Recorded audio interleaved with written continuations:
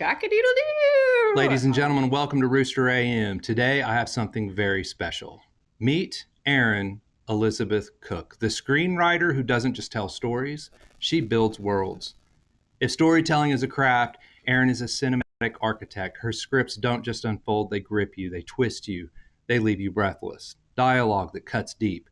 Characters who will infect your heart forever. Plot lines that refuse to play it safe. Erin writes with a voice so distinct, so emotionally tuned. It's like pulling stories straight from the collective unconscious, but sharper, smarter, and wildly original. She's the kind of writer that a director should be fighting for, the one producers whisper about when they need a script to turn heads at a festival or just simply set a screen on fire. Whether she's penning a gritty drama, a mind-bending thriller, or an emotionally raw piece, Erin brings a rare mix of cinematic vision, structure, mastery, and the storytelling soul. She doesn't write movies. She writes moments that people should be quoting for years. If you want safe, go elsewhere. If you want unforgettable, call Erin Elizabeth Cook. Erin, welcome to Rooster AM. Cock-a-doodle-doo! How are you doing? That amazing opening, and then I throw you that like cock-a-doodle-doo. Thanks for having me on Rooster. Woo-woo. There you go. Cock-a-doodle-doo. Yeah. So we'll just start off and we'll just talk a little bit. Yeah. Most people don't know this. I started a podcast literally probably a week after we met. Okay. And didn't know where this was going to go at all. Mm-hmm. And then you called later and invited me on for my son to be part. And from there, everyone wonders where I get all of these people from. I can tell you with confidence, and I owe this woman more than she knows. So many of the people that you've got to hear from on this show is all because of Erin, because of her graciousness, her kindness, and her love to my family. So I want to say thank you, Erin. And if you want to describe our meeting for the first time, if you remember. Sorry, you weren't supposed to make me cry. This is supposed to be a fun one. Yeah, so actually, I don't know if I should start with the story of just the basic log line first, but the story that we met through is the one that we shot here in Enid, and it's about Hawk, who's an Indigenous teenager who's just aged out of the foster system in Chicago, and they don't really have much of a plan for you once you're 18 in the foster system. So he takes his one ticket to Enid, Oklahoma to see the tallest Christmas tree in the country. And there's so much more to it than that. It goes much deeper than that. It sounds so surface level when you put it that way. But the main things I just wanted to say there are foster system, teenager, trauma, and just the one. Because one of the first houses that I knocked on was 111. I won't tell you the fourth because I don't want to give away anyone's address. York. Yeah. The house that we filmed in 111 blank. Yeah. The house that held us 111. But how I met you in the first house that I came upon was your house, and we were looking for places to shoot or film the movie. And so we have the whole crew. Lisa, our director's in town. We had lost our studio that week. So originally we were supposed to shoot in a sound stage, and something kind of chaotic happened with the scheduling and everything like that. And so we had to flip everything and look for practical locations. We were always going to film a lot in Enid, but originally all the houses were going to be inside a sound stage. It wasn't supposed to even be in homes in Enid, because asking them to kind of uplift their life, and then we're like, hey, and leave your Christmas lights on so until February because we have a movie to make. That's kind of asking a lot, but of course Enid did. So we pulled up, and Ryan there you were, just super friendly and just welcomed us into your house. And like, I see a picture of your son Junior, or yeah, and I can't remember. He plays sports, right? It was a baseball picture. Baseball. I just remember he was in some sporting outfit. I'm a girl, so bear with me. Like, I only watch basketball because the Thunder are in the playoffs right now. You know what I mean? I can get down with it, but I don't follow it. So, and I saw a picture of him, and then that's when you told me about Junior. And so now you can tell me about Junior. So I kind of, I told Ryan the story, and then Ryan said to me, well, I pretty much was when the way I remember, there's two different things, but yeah, everything she said is true. I remember you walking through, and I was telling you about my family because the picture's up, and people always say, well, who's that? Oh, that's my son. Yeah, because we don't look anything alike. He is tall, dark, and handsome. I am short, pasty white, and yeah, we're totally different. He's super athletic. I'm nerdy. And so I was like sharing with you, this is my son, and this is how we met, and how he came to Enid. And, he was about 9 when he came, and he was in the foster system. And when we met him, we decided we weren't going to just foster. There was a love we had for this boy, so we're going to adopt him.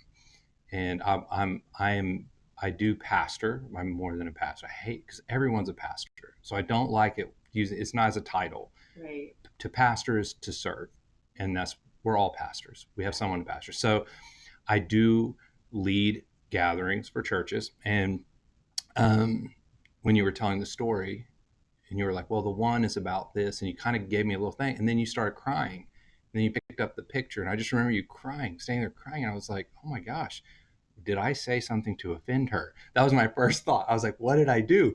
And you were just crying, and then you turn and you go, this is Hawk. This is Hawk. And I was like, and then you shared with me the story, and you were like, it's the same kind of story. I mean, it's not exactly the same, but it's very similar with a foster kid finding someone in Enid. Like, my son found someone in Enid. And then she looked over and she goes, he has to be in the movie. And I was like, I'm not going to let her get away with saying that and not fulfill it. So I was like, I was texting her probably once every 2 weeks, just checking in, because I just didn't want it, because I was like, what an incredible time for my son to experience this. And when he watches the movie, it's going to touch him because he's went through the same thing. And it was really cool about you letting him meet Noah, and Noah spending time with him. Noah spent a good 2-3 hours just talking with Junior to understand the system and what he kind of went through and what it felt like. And I was like, how cool is that he spent the time? And Noah's going to be a big deal. I want you guys to hear something with Erin, what she's done. Okay, a lot of people will see this movie, and you'll see the beginning of the movie starring Martin Sheen, right? Martin Sheen's a legend. You'll see Noah Redclay, and you're gonna be like, who's Noah? Who's this guy? I'm telling you, Noah's special. This is his coming out party. This is going to be this movie. And so all of these little pieces, the Rooster AM podcast, future movies in Enid and in Oklahoma. Credit goes to Erin. It goes to Adam. It goes to these people that you really don't see. And she's here. So that's how I remember it. That's how I'm always going to remember it. You're not just a person who just showed up to shoot a movie. And I saw your passion. Guys, I have so many fun stories we could share, but you go ahead and share. Did I cause trouble on set, or was I okay? Which day? I might have multiple answers for you there. Because I just remember because like, yeah, I was like a little kid in a candy store, and she let me get away with it. Did I get away with murder? You got away with murder, honestly. What would have happened if? No, like, so I lived in LA, and I love that I live in Oklahoma and I'm able to make films here now. It didn't used to be, there just didn't used to be that opportunity here, so being able to make movies here is great, but there is a certain level of expectations in Hollywood, and like, you still have to do your best as a producer to follow those rules, those guidelines that they expect, which is, And you even signed contracts, but somehow he slipped through the cracks and didn't sign a contract. So I didn't even know that he hadn't signed the NDA. So when I threw him with that one, so, people just can't come on set, they just can't. Because for obvious reasons, they're very high profile people. And even though Martin Sheen doesn't think he's a big deal, a lot of people think Martin Sheen is a big deal. And so I still have to do my best to protect. And the way you do that is you make sure that you know exactly who's on your set at all times. You have security, you have people that have signed contracts and releases, you know where everyone is. I mean, you saw how big the crew is. Everyone has a job there. We literally just have production assistants blocking off locations to make sure that people aren't coming on and trying to take pictures of, Martin in the middle of a scene or something. Well, and ruining the movie as well. Like, they don't understand that one photo could ruin a movie. And I mean, just imagine like Star Wars, where they're standing there and Darth Vader is saying, "You are my father." What if someone got just that one clip and then played it afterwards? They just spoiled the whole Empire Strikes Back. And so it makes sense. That's why when and I'll bring it up. I mean, it doesn't really matter, but the lady that just would not leave us alone that day. I know. And you were like getting frustrated, and she was like, "And who does she think she is?" And I was like, "I'll tell you who she thinks she is. She's someone who's running hundreds of thousands of dollars right now. People's livelihood is on the line. These actors need to be safe. They need to feel safe. And you're just showing up thinking you can run this show because you live here." And that's why I went over and kind of pulled her aside and said, "Listen, lady." And she said she knew who I was. I don't think she knew who I was. It doesn't matter anyway. But I prayed with her and said, "Go on your way." And then about 45 minutes later, she comes back. So my prayer only lasted 45 minutes. Hey, that's why they say never cease pray in prayer, right? Never cease. And then I see her going online posting this stuff about you, like, she is such a and I'm like, lady, you don't know what you're talking about. You have no idea the amount of stress and pressure. And I do have to apologize because I do remember there was a time I did, oh my goodness, the director. Lisa Arnold. Lisa's so cool. So she's in the middle of shooting a scene, and I walk over and I go, again, I'm not a Hollywood person at all. I'm just someone who's saying I'm having a good time. And for some reason, Martin was cool to me, so people kind of let me get away with a little bit, I think. Well, and I think Erin was gracious. I really think. No, really what happened is when the producer says, "These are my people," everyone on the team does what they can to make sure that the producer's people are taken care of, because we literally employ everyone. Right. Yeah. Our crew's not stupid. You know what I mean? Well, so when I said this person is my person, that means this is Erin's person. Just like when my mom came on set. Like they don't know who you are from Adam or Eve. All they know is that you're important to me and you're special to me. Oh my gosh. Okay, I didn't know that. So I was like rolling up there and I was like, "Hey Lisa, can I look in the camera?" She's like, "Yeah, go ahead." While they're like recording, and I'm like looking around, I'm like, "This is so neat." I was like, "Can I hold the boom mic?" You're supposed to be a stand-in, but I want to do everything just once, And it was like, they were like, "Yeah, sure." They probably didn't, they were just letting me play.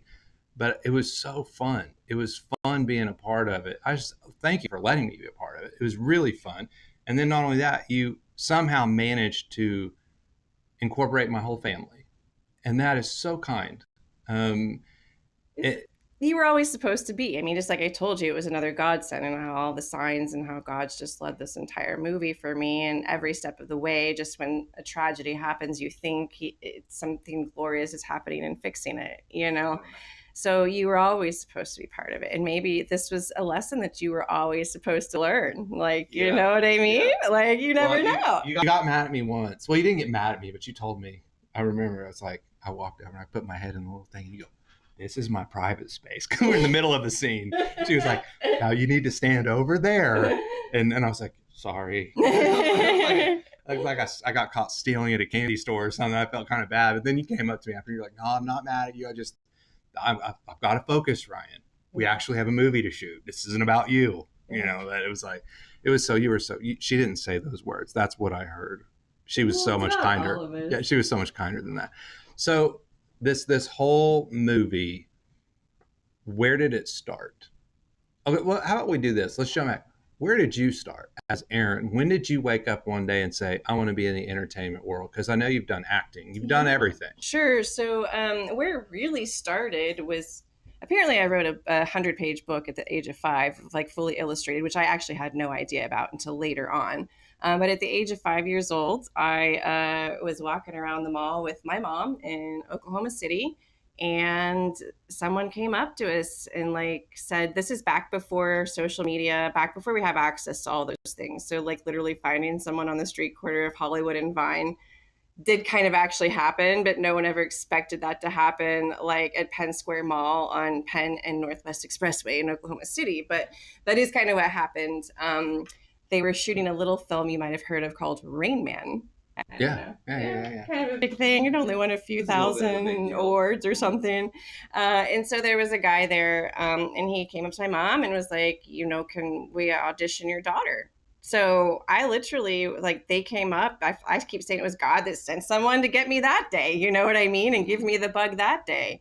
So I vaguely remember that first audition that I ever did for a Steven Spielberg film. And I wasn't even an actor yet. So it was almost, yeah. And then I got the bug.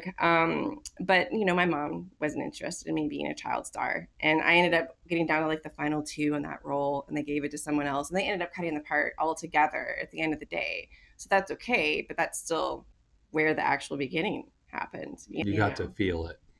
Yeah, and then it kind of remained sort of dormant there. I didn't like ask my mom to go to classes or anything like that, but there came a point where my parents were going through a really hard time, divorce, things like this are happening. I was very angsty.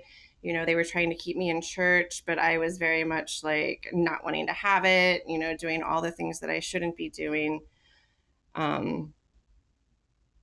Sorry, I lost my train of thought. I kind of got lost in my memories because we're going to talk about Alexis here in a minute, who's one of the characters in the story.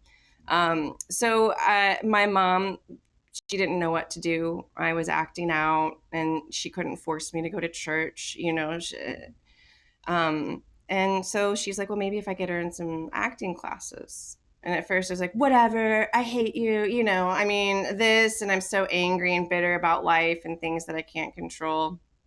And she puts me in this acting class, and like literally it became my therapy. Like I did this scene, they had this like showcase, and I did this first scene in front of everyone, and like I slammed this thing down, and like I start crying in the scene, and everyone's just like, the room gets silent because I'm 12 years old. I'm not supposed to have this much like come out of you that's so real. And that's what happened. And mom said that's when she knew for certain that I was meant to do something with it. We didn't know what that looked like, but she did know that she didn't want me to be a child actor. So I just did theater and things like this, I took acting classes. Just really that became my hobby outside of, I didn't do sports. I was the drama nerd, I was the drama kid. That was me. And when I graduated, I got a full ride in broadcasting to UCO, and I went to college there, and I also had like a minor in marketing.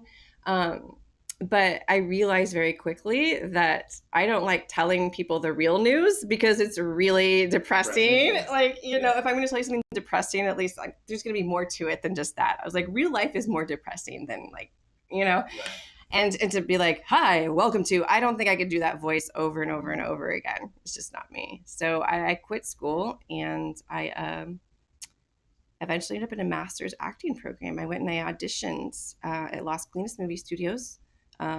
Like Chuck Norris had a TV show that they shot down there. What is it? Texas Ranger? Yeah. And so out of like 1,000 applicants, I was one of the 20 chosen. And so I started this master's program, and we started learning everything all the way back from Thespis to where he began, to where the craft began. We learned about the actor studio. We wrote scenes together. We acted together. We went to Los Angeles together. We lived there together. And then we also were introduced to who is my mentor and who I call my film godfather, Sam Baldoni. He came to Texas, and he happened to know my acting coach, and he met me there and took me under his wing. He's a producer. He's also like the guy that basically, like, how M&Ms and Reese's Pieces, like when M&M said no, Reese's Pieces said yes. Sam was one of the innovators in product placement. So he's done, so much of that for many different films, including On It Ends With Us. When you first said that, I thought you were talking about two rappers at first. There's Eminem and then there's Reese's, and I was like, what did he do with yeah. No, totally, I get that. But he also produced, and he had been in the industry for a very, very, very long time. And he took me under his wing and very much just became a very important person in my life. He and his wife, were just so kind, gave me jobs when I didn't have them. They took me under their wing and took me out to learn how to do film production. Because basically, Sam gave Justin this ultimatum. He was like, if you can't act after a year, he didn't want anyone acting. Just like my mom didn't want me to be a child star. He had seen the industry and what it can do to people. And he was frightened of that for his son. And he was, he had grown in a sentiment towards me, or he was frightened of that for me. So he put my butt in the production office where all the boring stuff is. And it's not boring because that's where it all starts. That's where the financing is, the budgeting is, where you learn, our film is $1 million film. That's how much it costs to make.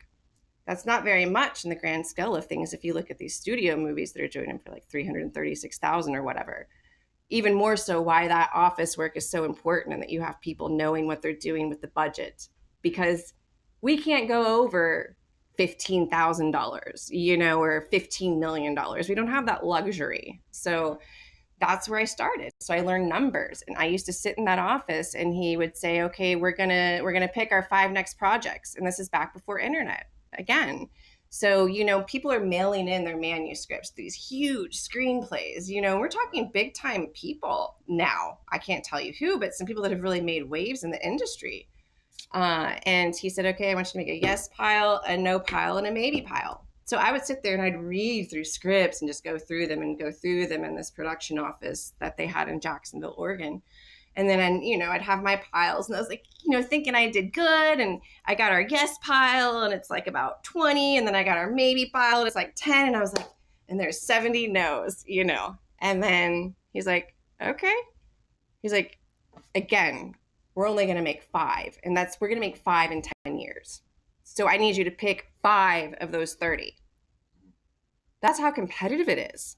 I mean, that is how competitive it is. And they have this phrase where they're like, you're a 1%er. And it's because 1% of the people that try to do what I do or try to do what Adam Ropp, my producing partner, has done, or what Sam Baldoni has done, or what his son has done in this industry. Anyways, it's so hard to reach that point because so few make it. And that doesn't mean they suck. Not at all. Yeah, I mean, I've seen some of the most brilliant actors end up on stage for the rest of their lives. But I have this thing where I truly believe that a calling is not something that you're given to make money off of. God gives you a calling. That means you are called to use this art or this gift that I give you to change the world in a positive way. Right. And so if you're constantly focusing on that money, anyways, but it took me a while to really understand that myself. Well, when you're eating ramen every night. Yeah, you're living with 7 actors, and most people don't know this, but you see the degree over there, the Bachelor of Arts in Theater. Oh, I think I remember you telling me that, but I didn't realize that you went to OSU. Yeah, so basically I met a lot of people through the theater world, and I was going to be a part of stage combat, and then they wanted me to go with them to Hollywood and be an apprentice and do all of these things. And then they told me, they were like, this is how much money you're going to make for about 10 years. Mm-hmm. And I was like, how do you survive with Right. that? And then they were like, but then after that, you don't even get a guarantee that you're going to get to move up and become the master choreographer or whatever. Yeah. So you could waste 10 years of your life. And when I saw all of this just in front of me, I thought, and most people don't know this, when I was in college, I had this little company that I was working with. And when I got out, I started making 10 grand a month doing this marketing and advertising. Why would I go to Hollywood and carry some guy's swords from set to set with no pathway to say you at least get a chance? That's when I said, I'm not doing this. That's when you realized that you weren't insane. Yeah. Like I'm most not, of us. like you. Yeah. Like me. And it was kind of hard because I really did enjoy I loved theater. I loved acting, and I always wanted to do it in a film way. But when I saw the road and then how I got around people in the industry and how dark it was, I went to one party when I was in Chicago, and I walked in to meet some of these people, and it was a straight up cocaine party. I like walked in the door, and there were like cocaine everywhere, like all over the place. It was just such a dark environment, and people were pushing me to meet these other people, to network, and to network was kind of like be a part of the crowd. I couldn't handle it. I couldn't. I enjoy the craft. I enjoyed the art, but I couldn't handle that. And then I go back and I look. There's this girl I went to school with growing up. Um, her name, I'll just say her name. Her name was Lauren Thompson. This girl could sing. She could act. She could do everything. She was incredible. There's a girl in my whole school that I went to school with, Lauren Thompson, also, who could sing, act, who was incredible. So that's why I got the weird eyes. Wait, where did you go to school? UConn. And I think did she move? Well, she did have a hair place eventually. Yeah, it's just the same person. Oh my gosh. Me and her did Grease together. I was Danny and she was Rizzo. Yes, because I was Rizzo too, and we used to we were in a show choir together. There you go. Yeah. Wow. Lord, keep bringing him back to me. Wild. He's building armies right now. I truly believe that. I truly believe God's building armies and pulling this right people on these same frequencies together for certain reasons. And if you need to like make me not sound crazy later and cut that out, you can. No, you're fine. She's incredible, is she not? Oh, she's awesome. She's doing hair. Yeah. She could be on the screen if she got the right opportunity, and but to get there is really, really hard. And that's why it was fun when I was talking with Martin, because Martin was like, well, you want to skip all that? You just need to be on the other side of the screen. Like when you get to that point, I guess you can just do what you want. I mean, I don't know how that works, but the bottom line, Lauren Thompson, if she calls you and says you're going to be in the next show, that's not me. That's not Martin. That's all Erin. And I did not know this. Martin was telling me off camera. He does a lot of movies that most people would pass on because he believes in the people doing the movie because someone helped him. So he wants to help them. And I think that's very true. And I want to tell you another story about Martin that he probably didn't share with you. So Sam, who was on set with us, he ended up being a co-producer because I was also an actor in this film. So he came in for the days that I was filming as an actor so that Adam could have some assistance and Kevin, our line producer, could have some assistance. So when I told Sam that I had a veiled checkout and Martin and that I had talked to my attorney, we haven't even gotten to that part yet. I'm jumping 10 steps ahead of how we got Martin. But what happened is that Sam was doing a show and he saw Martin Sheen out in public at something. And he was like, I've got this show. It's called Eco Spies. It's like, basically like uncovering this toxic, like there was some like plants that had all this toxic stuff that was causing cancer and all this stuff. And he's like, and can you do it? And he was like, call my agent or whatever. And so the very Hollywood thing at the time. Well, somehow he got Sam's number and then he ends up calling him and he was like, hey, and he was like, how much were you going to pay me to do that job? And he was like, well, sir, I only have $20,000, which, at this time Martin was a big deal. And that's not really very much money to do a TV show. You know what I mean? Like if his net worth is ridiculous, like that's like him dropping a quarter on the ground. Yeah. So he goes, all right, well, I'll do it. But I want you to donate the money that I was going to get to Doctors Without Borders. Wow. Eco Spies. So again, full circle God, that he did this 20 million gajillion years ago before I even had met my mentor, who's done all of these amazing things for me for the past 24, 25 years, but then Martin, and so I was witness to that having happened, so you saying that to me makes a lot of sense. And, there are a lot of scripts that people pass on for certain reasons. And that's the other thing. It's also just very strategic when you're producing a film, because it would have been ridiculous for me to go after an atheist actor. Like, I love Bill Pullman. but he doesn't believe in God. So that was going to be a hard no. I would have been wasting a lot of time and stuff like that. But sometimes people take films on just because they're trying to, I was very specific in wanting to build up what female filmmakers, so our crew is pretty balanced, and we have a female director. Some actors will just do scripts even if they don't love the roles for the sake of helping a woman producer or actor or writer. So there's so many reasons why people choose to do certain projects, but at the end of the day, whoever ends up being the cast is always who was meant to be in the cast. Right. Oh yeah, and I mean I'm probably a little biased, but I don't think you could have done better than Martin. No, no. And I will share everyone a story with you right now, and it will be the first and last time the public ever hears it from me. Okay. Only here, okay, on your show. I mean, I might privately tell people, but the first person that I went after and who I was going back and forth with very heavily for 2 weeks was Kelsey Grammer.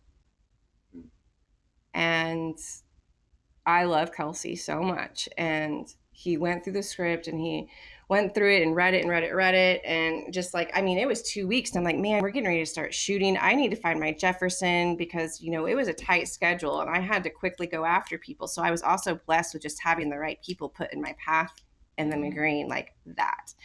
But for Kelsey, ultimately at the end of the day, he loved the story, but the character himself didn't have enough emotional arc. And I understand that. And it's not an insult to me as the writer, right, because this character has to be that way. Yeah. And we all know why now. And once you see the movie, you'll know why. But that's the only other person. We talked about going to Dennis Quaid.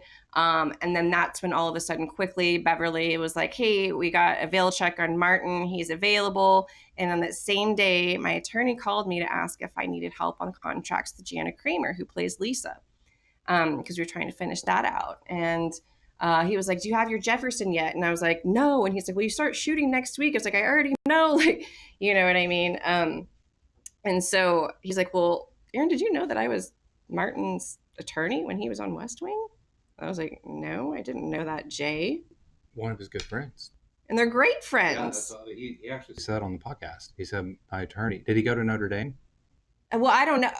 I assume so. They're great friends. They're both of the same.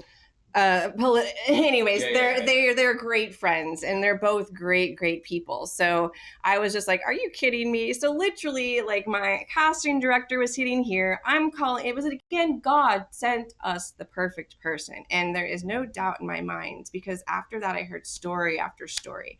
I heard story about Martin, and whenever he was on the set with Chris Freihofer, one of our other casting director, that he was on a film set with him and he disappeared, and like no one knew where Martin was. And, he wasn't up for any scenes, so it was okay that he had disappeared, but still it was just weird, because you know how he is. He talks to people, he hangs out on set, he eats with the extras. That's just Martin. He doesn't disappear into his trailer.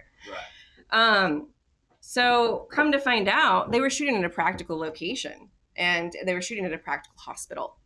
And come to find out, we found out 3 days later, Martin was going room to room and praying for patients, giving them rosaries, just talking to them, getting to know them. And then he just showed back up on set and went back to doing his work. He's just an incredible dude. But I mean, a lot of incredible people in this project. I don't even, what is her name? Jana or Olivia?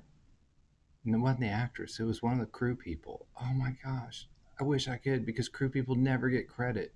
Oh, but I give credit. But... Well, no, but I'm talking about to the general public. Like those, they were, what was her name? She would guide everybody and tell them where to go. Oh, Sam? I believe it. Yeah, I think it was. Blonde hair, glasses? Yeah, so sweet and kind to us the whole time. I was like, how? And she knew I was a path. She was just very, very kind. And the people, my vision of Hollywood was different than what I experienced. Like, my vision is everybody's cutthroat, this. But for some reason, and it might be the culture that you guys created, but the culture you created, I felt so welcomed. I didn't feel like I was get out of the way. I know I probably was in the way, but no one said anything. They were like, yeah, just let him be. and the graciousness of how it just flowed, the organic nature of watching everybody work. I had never seen so many people working in unison so quickly. Um, you should be hired for everything. That I don't know why people don't. Are you getting more offers now? So it's tricky because as a producer, like I produced my own material. So now people could come to me and ask me to produce stuff, if they wanted to, that's the whole process, the fundraising from the beginning to the end, the purchase of the script, all the things. And so let's go back to the one and where it all started, really, right? Yeah. Because it all started with the one Christ tree. Technically, the story did. Right. But during COVID, I was taking acting classes and things like that. And I had a real wake up call. And that was that I cannot just be an actor. This is not working for me. I'm tired of, working at bars late at night so I can do auditions during the day. Something else has got to give. So prior to COVID, I had actually started already writing some of my own content for auditions and things like that. So I had started this script called The Tentville Nights, but I hadn't finished it. It had gotten lost on my computer. I couldn't find it anywhere. And then 7 years later, it just kind of popped up on my heart. Another weird God story. But anyway, so I had written the Tentville Nights, or started the Tentville Nights. COVID came, and I was like, okay, I got to take matters into my own hands. Sam wasn't lying. You know what I mean? I've got to know how to do it all, and I've just got to forge my own future, Now, all this time I had been equipping myself, taking classes and doing all the things, and I had been on so many sets. I had volunteered. I had made sure that I was on a ton of sets, not only with, people out in Hollywood, but people in Oklahoma, and all of those things, And the Tentville Nights is really the screenplay that I thought that I was going to have produced first. And that's my passion project, because I lived on the streets with these people for a couple days, just kind of see how they live. The tent cities are awful in Oklahoma City. So basically, it's just this beautiful story, and you can look it up and find out more about it and watch the proof of concept for it. But basically, after COVID, we came out of it, and then I finished writing it. And then we had a table read. Then I started producing some of my own short scripts. And then I started submitting the Tentville Nights. And it started winning and winning and winning these competitions. And everyone was like, oh, but you're an actor. You're not supposed to be a writer. That's when my mom cues me in on the whole, oh, yeah, I forgot to tell you wrote a 100 She was a writer first. Yeah, at the age of 5, I wrote a 100-page book or whatever with illustrations and all that stuff. So it started winning and everything like that. And I never really thought of myself as that was going to be the thing that was going to launch me. But I 11 years ago, I was a manager. I came back from Los Angeles and I gave up for a while. So I talked about being a 1%er and not giving up, but I did give up for a minute. I came back home to raise money, and I got a job as a general manager at a restaurant. I was very young. But then one day, God was like, you're not doing that anymore. You need to be utilizing your calling, your gift. And then I literally was prophesized over in church and told that, you're supposed to be making faith-based films in a different way. And I almost went back to that job after I quit. So I did. I stepped down faith. I quit on all, you know what I mean? And I almost went back, and I just kept getting nauseated every time I thought about going back to that job. But anyways, so yeah, I quit my big girl job and started a church acting program. So I had acting students. Some of them I got hooked up with some videography jobs, and they started separate little programs at their church or at our church, Crestwood. And so that's what God told me to do, and that's what I did. And that kind of started something neat. So I got that prophecy, and it was well, what does that look like? And 11 years later, I'm still okay, well, what does that look like, God? I've been equipping and equipping and equipping for these 11 years. I've been doing all the things, the grunt work, the student films, all the things, paying so much money to do this and that. Something's got to give, right? I'm so tired, God. I'm so tired. I'm so tired of being criticized for not being skinny enough, not being tall enough, not being anything enough. And that's so much what this industry is, or what that industry that you speak of that you didn't see, that Hollywood is, So when you say that to me about our set, it's very special to me because I don't want to make a new Hollywood. I want to make a better Hollywood. Like, we need to take the Martin Sheen's and his skill and his craftsmanship and his like old school actor. He wasn't in the actor studio, he auditioned for it, but still those old school people that did all this work and this hardcore training together, all these people that are old school, and take the best of them and then let's create a better Hollywood. Let's like get the ego out of it. And so it was put in my heart by God that I was to climb this entertainment mountain. And I kept having dreams about the 7 mountains, the kingdom mountains, and just me climbing to the top, climbing to the top. And there were a lot of bad decisions along the way in my own life, and a lot of brokenness, a lot of things that happened. And every time I turned around, I didn't think that this was going to be a thing for me. And then the 10 Phil nights, I started winning, and I had kind of conceded to being okay with, at this point, I had become a massage therapist and I was making great money. I had conceded to the fact that if I just do theater and massage therapy for the rest of my life, that's okay. And I was really okay with it. That was the contentment God was waiting for. And then that's when things started happening fast, right? Really fast. So the next thing I know, I can't even tell you, someone was like, hey, there's this Christ tree they keep talking about. They've been wanting to film a movie up in Enid around this Christmas tree. And so I introduced myself to Kyle on Facebook Messenger, and he's like, well, here's my email. Next thing you know, I'm up at a VIP party at the Christ tree. The next day, I have written like a 20-page treatment all about the story from top to bottom, about like my plan is basically an outline as a treatment, kind of like you just throw up on a page, basically, right? And like, this is my idea of the story, basically. And then I also sent him the Tentville Nights, and I was like, so this is, you can see that I can write. I'm not just telling you I can write. This is kind of the deal, and all that. And literally, when I say God was all over this, when I sat down and wrote those pages, I didn't know that he had a daughter named Jordan. I didn't meet Jordan that first night. Jordan's, she's a good woman. Well, Aunt Jordan is one of the characters in there. Yeah, well, it's my character. Alex, I didn't know that was his son's name. Again, I hadn't met his kids yet. I had only met he and Carol and the senators. And the senators, I think. My husband was with me when we met the senators that night.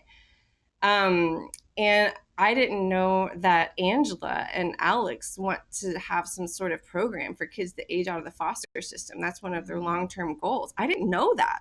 See, God was just placing everybody in the right spot to work to make it happen. It was the tree that brought me, because the Christ. And then the next thing I know, it was like, boom, boom, boom. Here we are, Yeah. And you followed the Spirit. And I'm going to just deviate for just a moment, because I want you to understand the impact that you've made by simply following the Spirit of God. All right. So me and you both, I can tell you, because you talked a little bit about it. We didn't go into too much, but we both had some pretty brokenness go on. But I still probably have trauma brain, and it's a real thing. Yeah. And here we are trying to crawl through life, but you continue to lean back into the Spirit, and you just keep following the Spirit, and the Spirit led you here because you followed, because you were obedient to it. Being Spirit led is something you can't teach. It's something that you have to just listen and do. Mm-hmm. And you've done that. And in that, the amount of domino effect that it's had on people, you aren't going to know the full impact you've made until you reach heaven. And when we're off camera, I can share with you an impact moment you've made for my life that has completely saved a lot of my life because of just our little small meeting. That would have never happened if you hadn't followed the Spirit. It would have never happened. God used you in so many ways, and I know He's still going to continue to use you because of your heart. And this is what people don't see behind the camera, is that Erin's talented, That's a given. She can write things, she can produce things, she can do a lot. But what she has that a lot of people don't have is heart. She genuinely cared about every person who walked across the set, even the ones that she didn't like. She still cared about them. You don't teach that. That's who you are. And that's the type of person you are. And I can promise you that you continue to work in that mode, if you continue to walk in that spirit, you're going to win. And I believe that just like you, very much like me, we have to get to a breaking point to where we're on our face and we realize that we have to be content with what we have. And then once we do that, God goes, now you're ready. Yep. Now you're ready. Because, see, you thought it was about you. You thought it was about what you needed to do, what you needed to get done. I can send someone to prophesy over you. I can do all of these things. But somewhere deep inside of you, you still think it's about you. But once you become content, he goes, now you know it's about me. Now let's go. And that's exactly right. And that's when I started succeeding, is when I stopped thinking about what is this doing for me and every person that I met in the industry, instead of stop being like, oh, well, they can cast me in this or thinking that. I started thinking, what can I do for you? And one of the conversations Martin and I had in our car, we traveled together a few times, and I have so much fun with him because we're both silly and we josh each other quite a bit. And we're a little sarcastic, both of us. Sometimes you don't know if he's joking, and I have the same problem. So, you know what I mean? And we're sitting in the car, and he's like, Erin, what's your purpose here on earth? And I was like, to serve others. And he kind of was like, looked at me kind of profoundly. And we almost had this moment in the script, which is fun, which, anyways, and he was like, I wasn't That's exactly right. You know what I mean? He was like, I like you. You're pretty smart, kid. And I was like, yeah. But yeah, that's it. You're right. Like, that was it for me. When I started turning this towards other people, then that's when all the goodness came, and all the things that people consider good, or the things that think from the outside looking in think are so amazing about my life, right? And pretty and glitzy and glamorous. But it's been a long, dark, dark road getting here. And how does that saying go? It's the darkest before the dawn or the light, or and it's so true. I used to say this after every message that I ever did as a pastor. I would look out and say, now today when you go out this week, go out and love God, love people, and bring light into darkness. Well, you loved God, you love people, and you're bringing light into a dark industry. That is Erin. You're never going to get enough credit. You're really not. And Oklahoma now is a spot where people are really genuinely wanting to shoot movies. Yeah. And yeah, you're one of the pioneers of doing that, especially in Enid. And so anything moving forward, we have to always remember this Yukon girl who had a dream that threw it all together and made it happen. You're a one percenter, yes, but that 1%'s not what defines you. And that's what I want a lot of people. When she was earlier talking about, I was getting tired of not being able to be the size they wanted, or the height they wanted, or whatever. You might not, that doesn't define you. And I've always said, when God made you, he said you were wonderfully and beautifully made, exactly the way you are. But once you can come into the contentment of what you are, I really believe that's when you get pushed in the 1%. And that's in anything in life, is to be content where you are. And I'm going to be real, I struggle with that today. I still struggle. I mean, I'm a struggler. Like, that's what's good about me. I'm what they call a pastor with a limp. We're on the struggle bus together. Yeah, we're all going to go down together. And then the good thing is we all die, but we're all going to be up there together, and it's going to be perfect then. So I'm going to hit you up with some questions so there's writers out there. Mm-hmm. And I'm really telling people they got the best writer, so they probably wonder writing questions. Yeah. So, and we can come back to the movie here in a minute. Sure.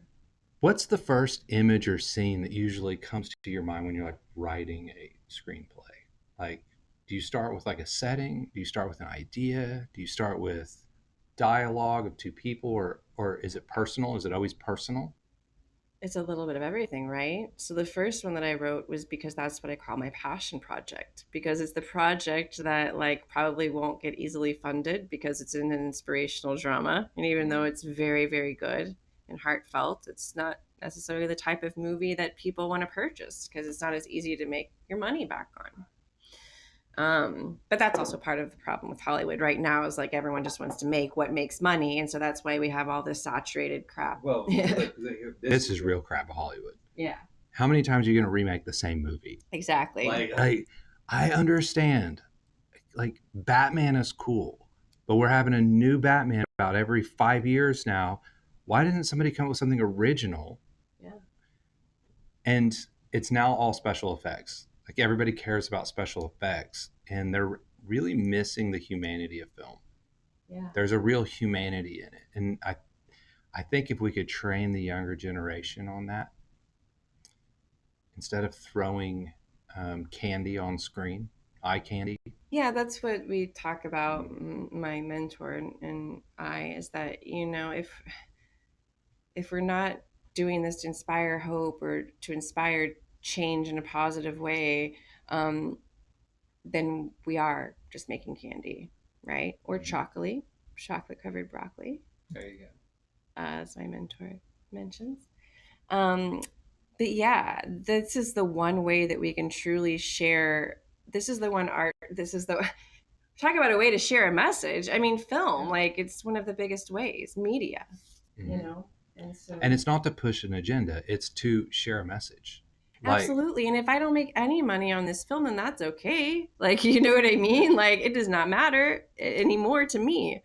Well, And if I do, then I have purpose to spend it to make other films and do other things for the kingdom. But right, that's a good answer.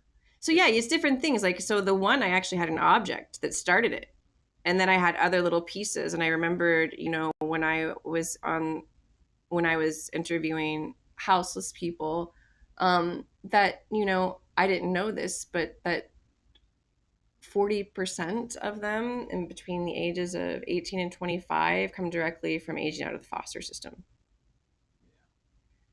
So when I had the object, and then I kept going back to that, and I kept feeling that. But it's so many different things. It could be something I see on TV that I think is unjust, that makes me create my own story in my head. Or it might be something silly that happens that I started writing a rom-com the other day just because of this absurd thing that happened at the gas tank. And I was like laughing so hard. And I was like, I'm going to put that in I don't even write rom-coms, but that was so good. Like, I'm just going to write that down and log it. So for a script, so it can come from anything. It can come from real life. What I can say that is every character that you write does have a part of you, a little piece of you, even if it's just a slice. It is part of you. So, but the unique part about in the one, who was you? Who was the biggest piece of you? Oh, all of them were. I mean, Aunt Jordan is me. She's the older version of me. She's what I've turned into in real life, except for I'm married, but I don't have kids. You know what I mean? She's the fun, quirky aunt with the sister that's controlling and who has this constant need to be perfect and things like this, But every single character, there's a scene, something happened. My husband, you guys can't see him, but he's right here. And there are a couple different scenes in there that are like special moments between he and I when we first met, conversations, Like in the hallway? Mm-hmm. In the hallway lockers? Not that young. Not that young, yeah. So, you use all the things. And then it's just up to God, like where it's going to go next. You know what I mean? Well, you got a pretty awesome husband.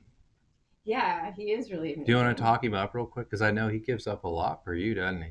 No, we make a great team, life has not come without its challenges, things are difficult, but at the end of the day, like you have to support each other, like during the good and the bad, right? That's the point of this whole thing. And he's just such an amazing caretaker, and I can be a little bit hot-headed, call it hormones, call it whatever you will. It's called the chemicals. Call it stress too. This job is stressful. It's very stressful, and I do have PTSD, so from trauma. So there's so much of Hawk, So when the PTSD part is so important to me because it's something that I do struggle with because I was almost killed by my ex before the great husband who makes my dinner, who does the shopping, who makes sure that I have my energy drinks, who, if I need clothes irons, because, if I'm working 7 days a week, like I literally don't have time to do all these things. Right. And he's just been such a supporter over the past few years of just kind of setting back a little bit more, and just being such a great supporter in that way, because like I have to be able to function, and I wouldn't remember to eat if it weren't for him. You know what I mean? I wouldn't remember. I couldn't do it without him. He's just such a blessing and such a cheerleader, and even though he's not at every single red carpet event, he's always there in my corner. So awesome. Yeah. Is there a storytelling rule that you like to break? Because I know there's like rules of writing that you're not supposed to do this or do that. Well, I think that's great that you asked me that, because I'm not technically trained, right? So you're breaking every rule. I break every rule. So when I send my thing in for notes, they're like, well, the 7-act structure is, and I'm like, well, hey, check out that 3-act structure, or having dual protagonists never works. I'm like, brah, I just did it. You know what I mean? So I think that that's something freeing, and that I came in as a writer, as an actor. So I had read so many screenplays. I had already enjoyed so many characters and got to live inside so many different characters, that for me, it was just the storytelling was easy. And then I went back to the technical stuff and looked at the logic behind it, and then tweaked what I needed. That's so cool, because it does. My introduction really hits the home. If you want safe, go somewhere else. Yeah. If you want unforgettable, call Erin, because it's you do your own thing. You make your own way. Yes. It's people say, well, in the entertainment industry, you have to get lucky. I say, no, you don't. You have to make your own luck. And it's hard work, dedication, determination, and contentment. Being content, and you've done that. Is there a script out there that it doesn't have to be one you've written, mm-hmm. that you think is unforgettable, not just as a writer but as a viewer? So if we wanted to go watch something recommended by you, and you're like, the writing is the best, is there anything out there that you just lean back into and say, man, this is good? So again, this is very tricky, because sometimes you don't know how much of what you're seeing on screen is improv from the actors on set, and how much they're allowed to improv on set, right? Right. So that's kind of a tricky question. I'm just going to tell you that my favorite movie, and we've talked about it today, my husband and I, of all time, that hits all the things, that makes you laugh, that makes you cry, that uses music, because you know that I brought in We the Kings and Chris Tomlin and some musicians, and like music and the Imaginaries. There's some very like music and film go together, and that was a big part of this. So it's hard, because I've read a lot of scripts, but how they actually turn out on the big screen is different. So I have to choose a script and say, based on the overall package that I got, I can't just say, oh, this was written this way. Film is complete teamwork. It starts with the screenwriter and the producers, but like literally it cannot be done like by yourself, and what you start with on paper looks way different in the end. And although I feel like I wrote a great story, I can't take all the credit for what you end up seeing on the screen, because at the end of the day, the actors learn the characters better than even I do, and they spend more time with their characters, more so even than I do. Right. So if they change a line on the fly, there are a couple things that happened on set that are not my lines, but they were trailer moments that the actors created. All that suffice it to say, it is a team effort. And if you want to take all of the things that worked well together on scripts, with the casting, with the music, and with everything, I know a ton of people have probably seen it, but it just is Forrest Gump. Forrest Gump is what it is, what it is. Really good. The writing, the music, the acting, the emotion that it inspires you in so many different ways. Wow. Yeah. That's great, because I wouldn't have even saw that one coming, but it is a great movie. Yeah. It truly is really, really good. So let's go back to the one. Is there any news that we should be leaning into or putting our ear next to about how this is going to come out anytime soon? Yeah, I can't unfortunately say much about that. We're at the process. I can't tell you where we are at in post-production. So we're finishing the producer's cut this Tuesday, which basically means Lisa came in and she did her director's cut. And then after that, she leaves, and then the producers get it, and they're like, great job. But now we just need these little things done to make sure that, financiers are happy, or that we don't quite like let's just change a little bit of this.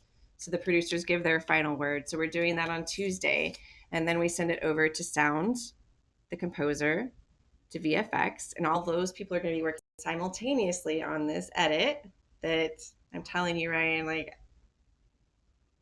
sorry, my husband's over there again, so I keep wanting to refer to him because like he's the most particular person when it comes to like art and stuff like that, and like he says it's great art, right?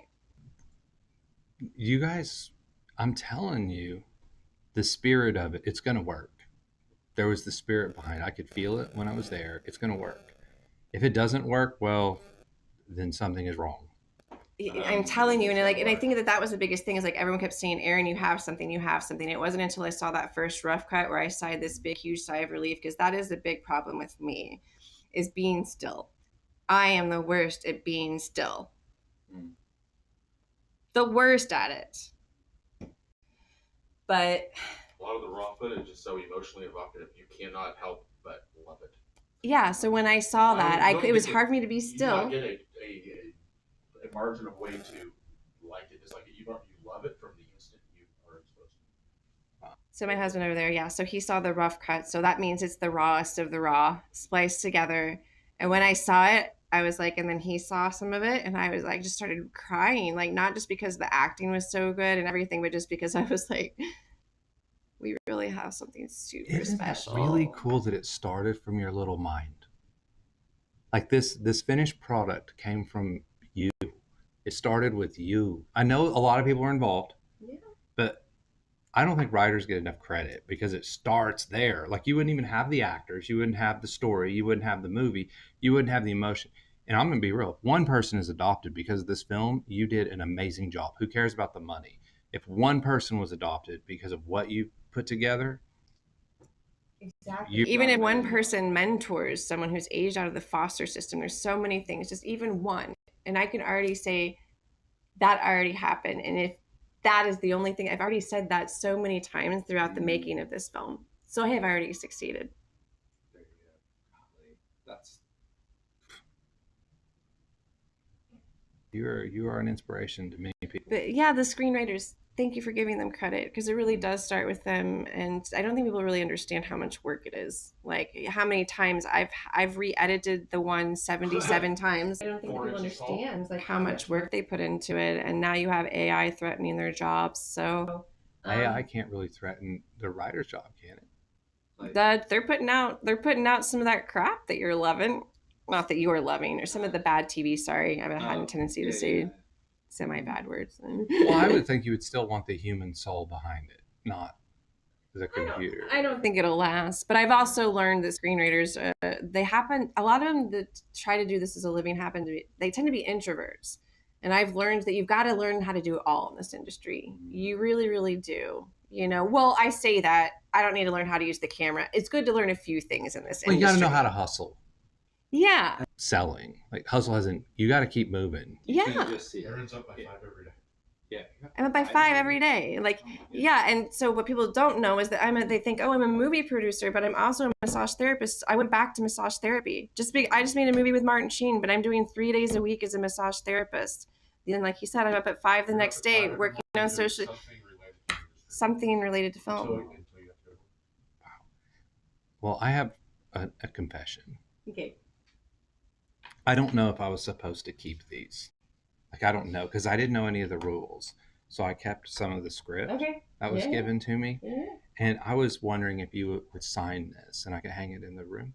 Yes, but I would love to do that. But can I do it afterwards so I can write special something? Oh, yes, of course. But I just wanted to make sure that was okay. Yeah, so those are, you can show the camera really quickly just if you want. So for those people that aren't used to film, that's what you call sides and call sheets. So every day on set, this is what our ADs will put together, and it shows everyone basically, the actors, what scenes they're going to be shooting. Okay, now pull it away so they can't see too much. But it will have the actors' call times on there, the times they go in the hair and makeup chair. And then behind that front page are all the scenes or the lines that we're going to be shooting for that day. And so, yeah, that's our awesome AD team that does all of that work. And they handed me him, and I didn't know if we were supposed to like keep him or not because I remember them saying, "Don't share this with anybody." Yeah. So I didn't, but I took it home. Yeah. I have sides from Las Vegas back when I was out in California from the, do you remember the TV show The Practice? Yeah. I have sides from The Practice and all that. But yeah, so the thing is, like, you can hold on to these little things, but just. Well, and the train ticket. The train ticket that Martin was giving out in the or the train conductor. I don't even know. I can't remember. It was a train team. I don't even know. Chloe put it in her pocket and she forgot about it. Brought it home. So we have the train ticket too. Oh, perfect. So you guys should bring that for Martin to sign. But like that's another way. Hey, Martin signing. He's done so much for me. So hard. Well, and she didn't want to keep it. I'm saying that's another thing that we'll do. Like Martin signs everything. That's just like what he likes to do. So, but that's something to help promos the movies and stuff like that. That those are things that even studios do. They'll have like sign 10 of these things that you used on set. Like there's a handkerchief that he had that he used on set. So he had some extras of those, and so. Using those as sort of ways to market the film later on, door prizes and stuff like that. So. Well, I kind of felt bad. I was like, yeah, I don't know if I should take this home or not. But I was like, I'm not going to show it to anybody, but I'll tell her later. I'll tell you something awesome. Erin and I one time did a movie together, I just did some extra work here in the movie. And I'm sitting there extraing, and the next thing I know, I'm all by myself being extra bored. That is what being an extra is like. It was extra boring that day. So there was a little fish tank, and it had this sticker. It said, "Don't feed Oh the my fish." gosh, I don't. That's all I can say about it. And then one day it was there, and I don't think it's there anymore. Set deck left with Marty that day. Martin. I have a thing with Martins in my life, apparently. If everyone didn't know, Martin is my husband's name. And so was the first big actor in the first film that I produced full out or feature. I've done a lot of shorts and stuff like that. So cool. It's weird because I've planned on you coming this whole time, and I have 100 of things in my head to talk about. And now that you're here, I know we don't have all the time in the world. We live in Oklahoma, and if you don't know, Oklahoma storms come really quickly, and we get warnings. And I know she's going to have to hit the road. And I'd love to come back. I know that you asked about distribution. Let me tell you, we have some hits right now. We have people interested in looking at it, and that's amazing. If we don't get it out this year, it's not because we didn't want to. It's because our distributor decided the best marketing program would be for us to do something like, say, submit to Sundance, which happens in January, and then do a launch next year. So all that suffice it to say, I don't control those issues. Whomever partners with us to distribute will make those decisions. I mean, we'll have some say in it, but basically they'll make those decisions. So hopefully the next time I come back, we can have more to talk about in that regard. Maybe we'll have a movie release date. Well, and I was free of charge.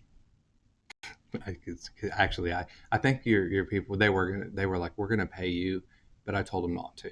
Well, I told them to have you fill out the paperwork like 70 different times. Yeah, I know. I told them not to because I was like, it's just so kind of you guys to just have my son included in all this. And I was going through a very hard time in my life. I remember sensing in your soul, but not knowing what. And now that I know, now it makes sense. It was, but so I was like, I'm not gonna. It's just kind of you guys to get me distracted, and it's weird because it still doesn't even feel real sometimes. Like the whole experience for my family, like you coming in, my son, he's such a, he doesn't like to be out. He's not like me. Like I'm big, loud, and I will bring the party to a room. He's reserved. He's really reserved. So for him to even do it was a big deal. He looks so great on camera. I will give you all that spoiler. Junior did make the cut. Looking pretty dark, tall, and handsome in that hallway scene. So all the ladies, you better think now before he gets big. Yes. But you've raised an amazing son. Both of you have done such an amazing job, and just thank you for what you've done. I will be real. He's a bigger gift to me than I am to him. And this is a little more personal, but I am not. I can't have children. I can't, and I know now why. Mm-hmm. Because the perfect child was out there for me, and that was my son. Yeah. And he is my firstborn son, and that will never change. And I am madly in love with my boy. He is incredible. And I know now, all those years where I couldn't have children, I spent hundreds of thousands in IVF treatments, things like that. And they all failed and they all failed. I'm like, no, they were all successes. They were all successes. They were all successes because all it brought me to the one. To the one. Yeah, exactly. There you go. And it's never too late to find the one. And you know what? There's something about the movie, and it's not going to really spoil anything, but the one is more than just one thing. Yeah. The one, and there's a lot in there that is the one. The one represents a lot of things. Yeah. A lot of things. Yeah. And I hope that's what this film does for people, is that I hope everyone's going to take something different away from this film. You know what I mean? I think they will. And I'm looking forward to. Well, I just don't know why Paramount hasn't called you yet and just said, we're going to put you on the Paramount Plus, we're going to stream it, make it exclusive. I do have some friends at Paramount as well. I mean, I've talked to some very big distributors, so don't worry. We're on the big team. We're not going to go. There's a route that I'm not going to take, and not that it's the wrong route, but just again, I was supposed to be doing things differently, and so I'm not going to sell out. Like, for example, there's a scene where these kids are smoking pot. I'm sorry, I'm not taking it out because that's part of me becoming an atheist or thinking I was an atheist when I was a teenager. Like, that was part of me, like, losing my relationship with God. So there's just some things I won't sell out on. Oh, I'm glad you're not selling out, because I'm going to be real. I'm sick and tired of the cookie cutter Christian movies. So am I. They're not good. They're not good movies. I'm sorry. I know as a pastor, everyone's going to start thumbing down right now when I say this. Make a movie that is good, that is written by a Christian, that has the Christian values behind it, not let's preach to them about being a Christian. Yeah, because we all exist and we're all humans. And the one thing that will bring us together, the spiritual nature, the relationship that we have, and everyone comes from different backgrounds, walking together in that, because outside of that just creates dogma. And that's what happens with these Christian films. They're just dogma films. It's like, you either believe this or you don't. And if you don't, you're bad. And if you do, then you're good. Or how about I show you something and then you discover it, because I'll tell you what, truth will always win. And so as long as you present truth, it's going to win. And it doesn't need to be in a corny cookie cutter way. And you didn't do that. Like this, is this, I would say PG-13, right? Yes, PG-13. And not because of cussing. There's not a lick of cussing in it. So I just want everyone to be very clear on that. Even if there was, I wouldn't even be offended. I'd be like, that's real life. It is real life. I mean, I'm not going to lie. I hang out with a bunch of guys. I'm a film producer, so I happen to drop a few too many cuss words. I do. Sorry, Jesus. But I do. But this one isn't that. But it does have some heavy-hitting stuff. I mean, I'm not going to take away the trauma. I know it's deep. You know what I mean? I'm not going to take away reality.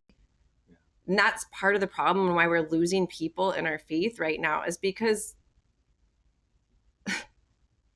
we're just not being real to where it all began. And that's being real like Jesus and loving like Jesus. And that's it. I'm going to preach you just for a moment here. Okay. I'm going to preach for you. So today, just even today, we're going through Mark, and we get to this part of Mark where the Sadducees come and they try to trick Jesus, and they're doing it by telling the story of there's this woman who had a husband who died, and then the other husband took over, then the other husband. They have 7 husbands. When they get to heaven, who's the husband? Okay, how absurd is that? Okay, people read this stuff and think, They don't get the context. These guys were being jerks to Jesus. That is such an absurd story, because the Sadducees didn't even believe in the resurrection, nor did they believe in afterlife. So for them to be questioning him on it was them just being petty, right? And Jesus owns them. He owns them right there. And we can go down that a different time. You guys are having too much fun. So he owns all of them Sadducees by saying he is the God of Abraham, Isaac, and Jacob, present tense. And he quotes scripture showing that the Father in heaven was using present tense after they were all dead. So they are with him now. There is a resurrection, right? And Jesus just straight goes right at them. Yeah. Everyone makes Jesus out to be this like little weak man. He's not at all. He was extreme. When they said he spoke with authority, that means he was speaking not with them, to them. Like, you don't know what you're talking about. And he even says it in that scripture as at the end, you are greatly mistaken, is what he says. So like this idea that Christianity has to be this clean, perfect, religious, really, that's what it is religion's taken over. The truth of humanity starts where we want to be the Sadducees. We want to be the ones in control. We want to think that we're right. We want all of that. And then Jesus comes along and says, no, you're not. You're not right. And we are all literally broken. Every one of us, even the most righteous of us, is broken. And the church today looks at it and says, you have to be perfect to come here. I say the opposite. I say the broken should be here. Yeah. Because it's the only place where we can actually find true righteousness. Because it's not going to come through our goodness. Because trust me, if we all look deep down inside of us, we know. Let's project on that TV right there our biggest, darkest sin in our life. And how many people would show up to church? Nobody would. But I'm willing to show mine. You know why? Because we're broken. Everyone in the Bible was broken. God does not look for the righteousness. He doesn't look for us to be perfect. He wants the relationship. And he wants to guide you. Follow my spirit, follow my lead. I will walk you through this, and you will see your life radically change. But when people sit back and they go, what does religion tell me? Religion tells me that we have to do this, this, this, this, this, and this to please God. You are now no longer in a relationship. You are now serving as a duty. Totally. And I say this all the time. It's like, and I go to church, but I find myself closest to God when I'm on the street corners, handing out food, working with people that haven't taken baths for days, when it's hot and sticky. Because that's the church. The church isn't the building. That's the church exactly is right. the people out serving. Yeah. That's the real church. Yeah. And you've nailed it. And you're doing it in your work. So there's no building out there that can say, well, Erin doesn't know what she's doing. Because I'm telling you, you're going to get it. You're going to put this movie out, and there's going to be people that are on this religious thing that are going to watch it and say, well, I don't think it was right that was in there. Well, let me tell you something. As a pastor, I've seen the dirtiest of dirt. I've not only seen it, but I've also walked through it. Yeah. It's real. And people should know that. People should know that the struggle is real. It's not perfect. People, well, I came to know Christ. He didn't do anything for me. No, he did a lot for you. He's done a lot for you. It's just life ain't pretty. And many times the movies, these movies say, we're going to make everything pretty. Yeah. And it's not. And that's why they stink. Because it's giving people a false understanding of what truth is. Yeah. And I think there still is a place, and I think they're getting better. I really do think some of these TV shows, and there's a place for them. And I do want them to having good family TV in general is a good, right? Because we have so little of it in mainstream even. So there is a place for those films, and there are stories in those films. And I do find solace in some of those films, even when there is bad acting or when it's cheesy and stuff like that. But at the end of the day, again, God gave me the vision of me climbing that mountain and told me I was going to be doing faith-based films in a different way, because now is the time for there to be a change. And I will not, I'm sorry if you're a distributor and you're listening to me right now, but I have a word with Jesus and I'm going to stick to it. Well, and it's going to be edgy. That's why. The producers need to know that this is going to be edgy, and that's going to be why people like it.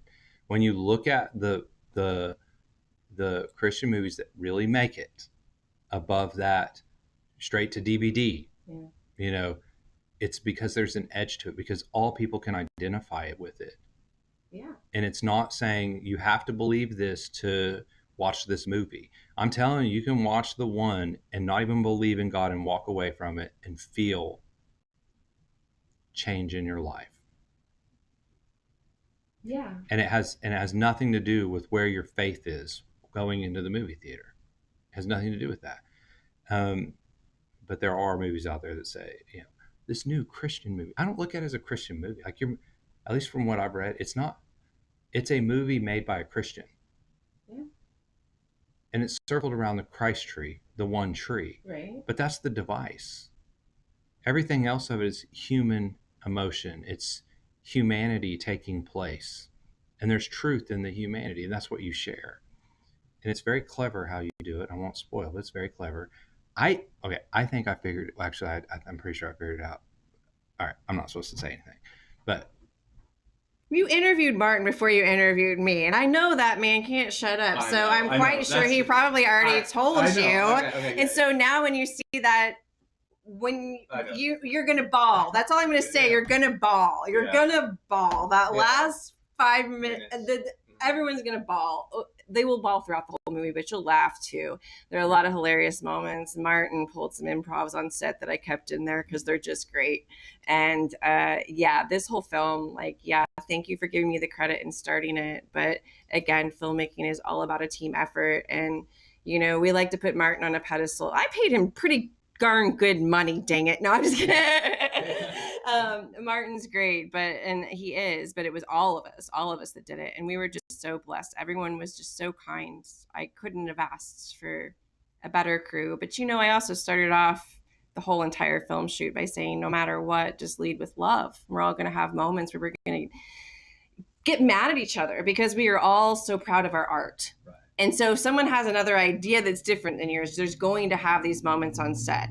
But it's taking that moment to realize that, okay, stop and just live in love, and realize that all they're doing is responding out of love for their craft.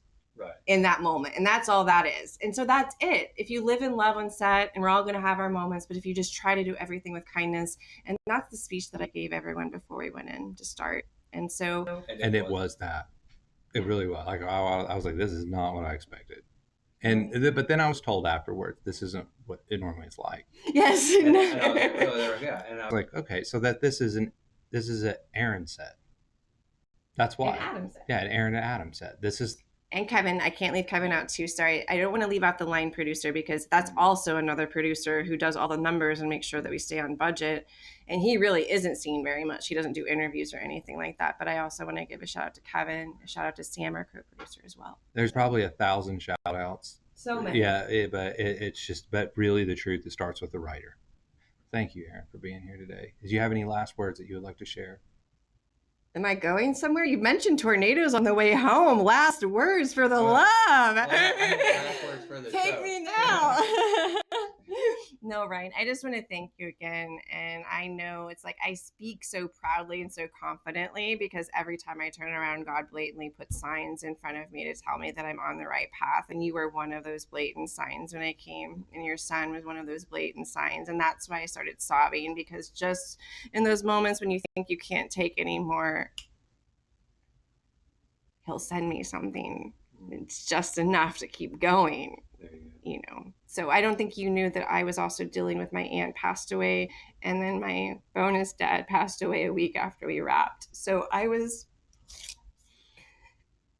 going through all of that stuff while also filming and having the biggest thing in my life happen to me. So I just want to say thank you to everyone who's been a part of this journey. It's not the end of it. We're going to have the 1, 2, the 1, 2, 3. We're going to have so many things, but. Do you mind if I pray? No, I love it. Father, we come to you now and just say thank you for Erin. Thank you for giving her this talent. Thank you for continually to push her heart towards you and following the Spirit, because in this, Father, we know your hand is at work. And we can sit here and praise the Martin Sheens and the Aarons and the Adams, but ultimately we know it all comes to you. But it came from obedient hearts, just like Erin. And Father, I know that she has went through a lot. You bring us through trials, each one of us, everyone watching today, myself. We go through trials where we fall and we're like a piece of pottery and we get cracked. But that's okay, because you're there to mold us back. And that's what you've done, and you continue to do through Erin. And you are going to be seen. You've already been seen through her. Lord, my prayer is that you continue to give her eyes, give her your eyes, give her your heart, so she continues to walk in your way for your glory.